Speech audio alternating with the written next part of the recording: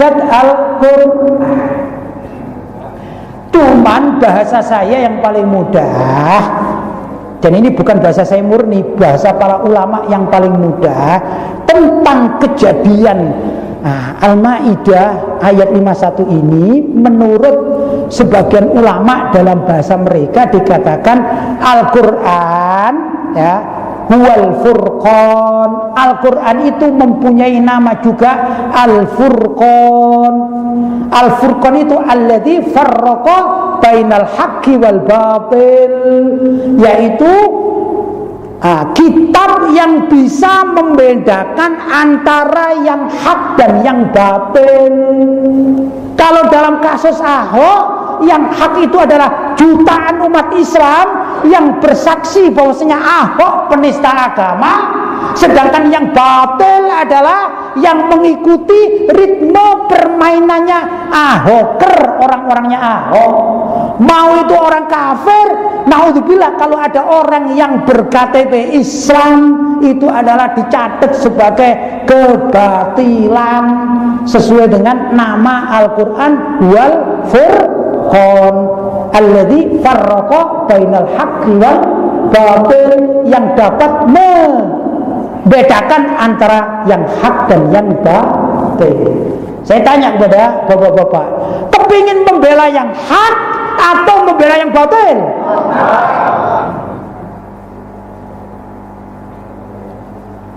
Kepingin membela Al-Maidah 51 atau penista Al-Maidah 51? Al-Maidah 51. Ini kewajiban kita, Pak. Kewajiban kita. Ya, jangan sampai kita mati menyesal. Jangan sampai kita mati menyesal. Kalau sudah mati ditanya, "Marabbuka?" "Allahu Rabbi." Allah adalah Tuhanku. Sudah. Begitu. "Wa ma imamuka?" Siapa panduanmu? Dijawab, Al-Qur'an imami. Quran adalah imamku. Kemudian ditanya sama malaikat, terus Al-Quran dinistakan sama Ahok, kamu ngapain? Bela siapa kamu? Wah, karena dapat uang ya bela Ahok, terpaksa malaikat ya. Tidak bisa ajak kompromi malaikat, Pak. Betul? Betul? Demi kebinekaan. Ya, memang umat Islam tidak bineka tunggal ika, Pak. Mulai dulu bineka tunggal ika. Mulai dulu, Pak, umat Islam ini. Ya. Mulai zaman adanya umat Islam turunkan Al-Quran, sudah ada perintah. Perintah apa? Lita'arufu. Kalian dari suku-suku bangsa harus ta'aruf, saling mengenal. Lita'arufu. Ya dah. Ta'aruf ini ya dari karena bineka tunggal ika. Itu kadaluarsa, bilang bineka tunggal ika untuk bela itu kadaluarsa, Pak. Kita lebih dulu. Umat Islam dengan turunnya Al-Quran sudah berbineka tunggal ika. Sudah ada pernyataan dari Al-Quran, lakum dinukum waliyadin. Kamu dengan agamamu, kami dengan agama kami. Tapi kalau kamu melawan, kita tidak bisa diam. Betul? Gini, kalau mereka melawan, ya mereka jual, kita beli. Betul? Mereka menista, kita penjara. Betul? Itu mestinya begitu. Bukan mereka jual, ya kita ikut jualan lah. Mereka menista agama, ya kalau ada dolarnya ya lumayan lah, dapat cipratan-cipratan. Ini bukan pembela Islam, bukan muslim-muslim sejati. Penjual Islam, naudzubillah min. Ya. Jadi kalau ada, saya pesan, mudah-mudahan pesan saya ini juga untuk diri saya sendiri, juga untuk bapak-bapak dan ibu-ibu serta keluarga kita semua. Kalau ada undangan yang melawan dari proses pemenjaraan Ahok, naudzubillah, jangan diikuti. Siapapun yang mengundang jangan diikuti. Betul? Betul? Karena itu melawan Al-Quran. Subhanallah. Aksi 212. Wah, apa tadi? Kapak sakti ya. 212 tanggal 2 Desember itu kondisi Jakarta, subhanallah, adem, dingin. Tatkala sekian juta orang Islam mau sholat Jumat ini, Itu kan kalau wudhu di mana ini ya? Sekian juta. Kalau wudhu di mana? Zikir mulai jam 8 Pak. Kira-kira ada yang batal enggak Pak? Jutaan orang batal Pak. Wudhunya di mana? Di Istiqlal. Enggak cukup. Mau di mana wudhu Pak? Maka Allah menurunkan hujan. Hujan untuk wudhu.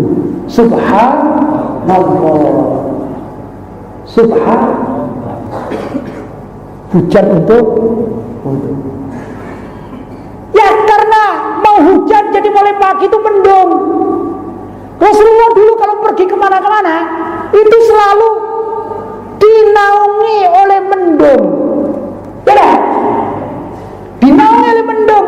Ini oleh Allah diturunkan kepada para pembela Al-Quran di Monas kemarin. Luar biasa. Rasulullah perintah kebersihan. Subhanallah, 7 juta orang itu tidak mengotori Monas, tidak mengotori Bundaran HI, tidak. Luar biasa.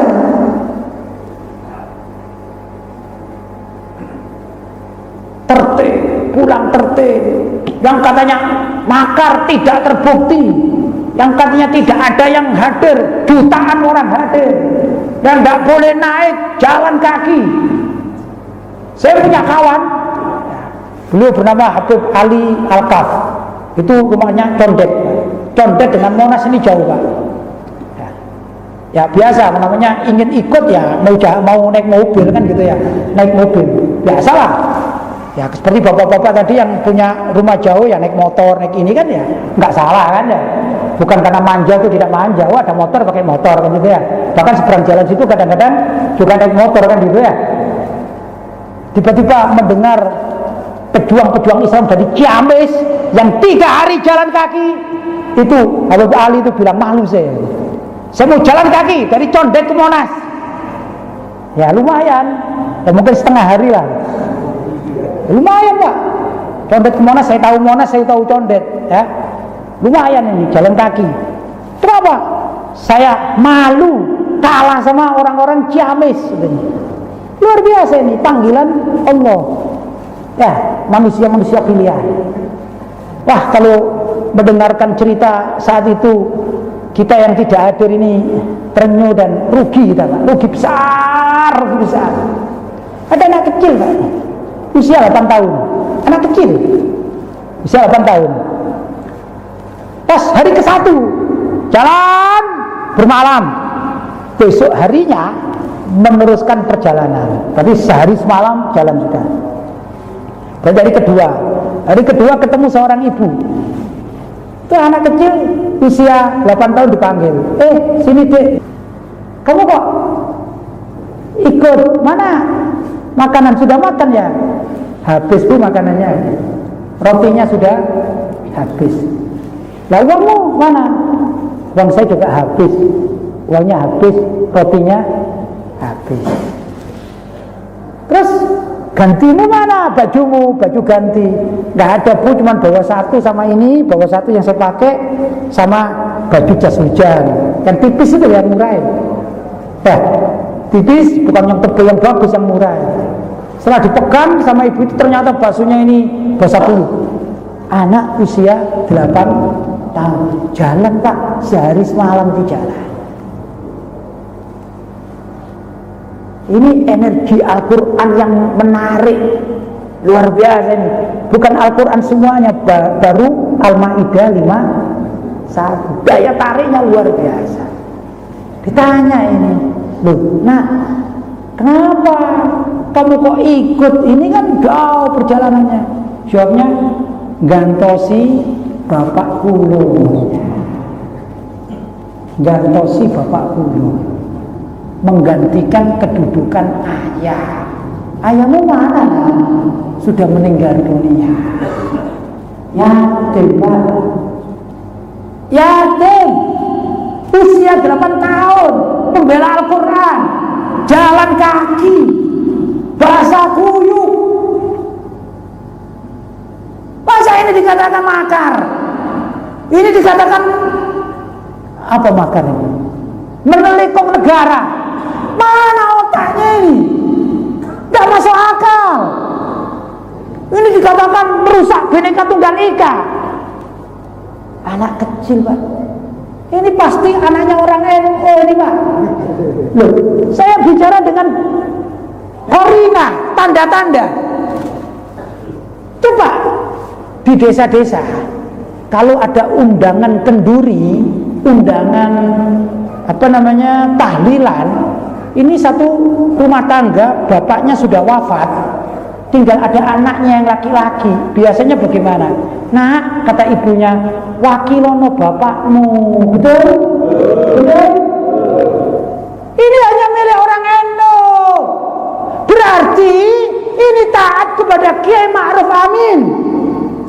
Walaupun oleh PBNU yang ditandatangani oleh Pak Ghazali Said, Pak Said Agil, terus apa lagi itu melarang, jangan ikut. Tapi ini luar biasa. Ini taat kepada pimpinan tertinggi yaitu Kiai Ma'ruf Amin sebagai Rois Surya PBNU. Masa kita kalah sama anak kecil? Jadi kalau Pak Said Agil, Pak Muksid Ghazali ya, Pak Muksid Ghazali, Pak Said Agil, Pak siapa lagi itu membuat surat warga NU dilarang untuk mengikuti aksi damai atau membela Al-Quran itu. Ya kita ngikut pimpinan lebih tinggi, betul? Betul? Siapa pimpinan lebih tinggi?